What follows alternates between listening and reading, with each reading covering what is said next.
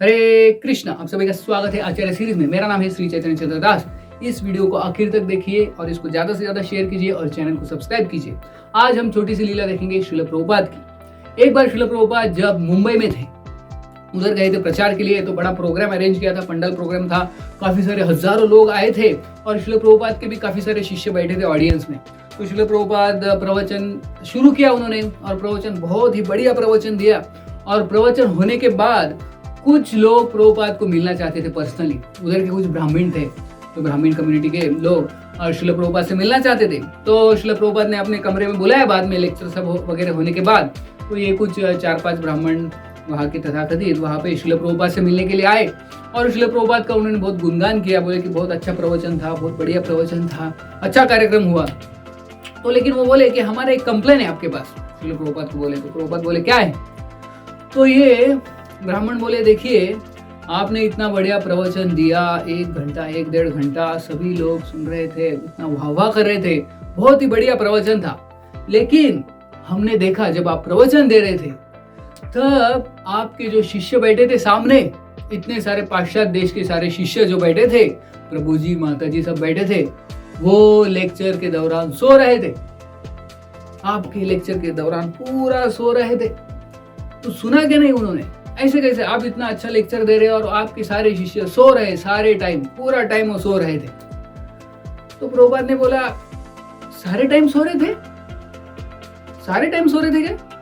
बोले almost all the time, almost पूरा time वो सो ही रहे थे। तो प्रभुपाद बोले, सच में पूरा टाइम? वो बोले, देखो, वो ब्राह्मण बोले कि 95% टाइम वो सो रहे थे, हमने देखा खुद। आपके प्रवचन में आपके शिष्य 95% सो रहे थे, 5 मिनट सुना रहेगा उनसे। तो प्रभुपाद ने देखा उनकी तरफ और बोले, देखो उन्होंने 95% सोए, वो 5% तो सुना। 5% सुन के उनमें इतना सारा परिवर्तन आ रहा है, इतना सारा ट्रांसफॉर्मेशन हो रहा है उसमें, उनमें 5% सुनते हुए, लेकिन ट्रांसफॉर्मेशन देखो कितना हो रहा है। और आप 100% सुन रहे, लेकिन आप में ट्रांसफॉर्मेशन क्या हो रहा है देखो। तो प्रभुपाद बोल रहे थे कि वो थोड़ा सा सुनते हैं लेकिन इतना बड़ा परिवर्तन हो रहा है, लेकिन आप देखो आप पूरा सुन रहे हैं लेकिन आप में कुछ परिवर्तन ही नहीं हो रहा है। तो बोले ठीक है, ब्राह्मण बोले, लेकिन देखो स्वामी जी, आपके जो शिष्य है ना पाश्चात्य देश के, वो जो संस्कृत जब उच्चारण करते हैं ना, तो उनका प्रोनाउंसिएशन बराबर नहीं, their pronunciation is not right. ऐसे ये संस्कृत पंडित जो थे, ये ब्राह्मण थे, ये श्रील प्रभुपाद को बोल रहे थे कि आपके जो शिष्य है उनका प्रोनाउंसिएशन गलत है, संस्कृत का प्रोनाउंसिएशन बहुत गलत है, so their pronunciation is not right Prabhupada. तो प्रभुपाद बोले ठीक है, their pronunciation may not be right but their renunciation is very right. Prabhupada बोले कि देखो वो पाश्चात्य देश में जन्म लिया, उनको सारे ऐश्वर्य थे उनके पास, लेकिन वो सब छोड़ के वो इधर आए हैं, 4 नियमों का पालन कर रहे हैं, इतने सिंप्लिसिटी में रहते हैं, 16 माला का जप कर रहे हैं, चाय कॉफी सब कुछ छोड़ दिया।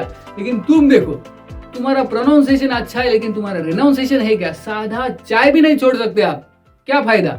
ये देखो इनका प्रोनाउंसिएशन बराबर नहीं लेकिन रिनाउंसिएशन एकदम बराबर है हमारे डिसाइपल्स।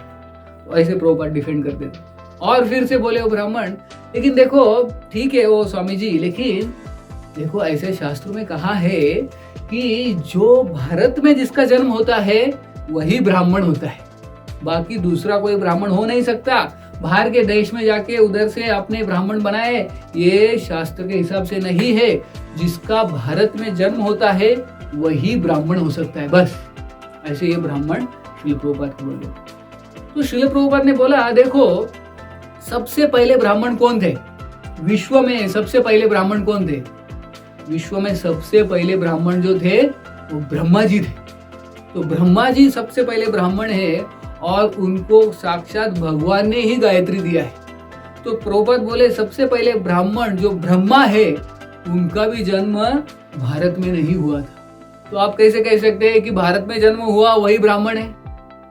तो ऐसे श्रील प्रभुपाद डिफेंड करते थे अपने भक्तों को, अपने शिष्य का वो रक्षा करते थे। हालांकि उनमें कई सारी त्रुटियां थी, लेकिन प्रभुपाद उनको डिफेंड करते थे कि उनमें भक्ति है, वो इतना सारा उनमें त्रुटियां है, लेकिन क्योंकि भगवान के शरण आए हैं वो भगवत धाम जाएंगे, वो परफेक्ट है। तो ऐसे वो डिफेंड करते थे और ब्राह्मणों को वो क्रिटिसाइज करते थे कि तुम क्या कर रहे हो भारत में जन्म लेके। तो ऐसी है श्रील प्रभुपाद की छोटी सी लीला। बहुत बहुत धन्यवाद। हरे कृष्ण।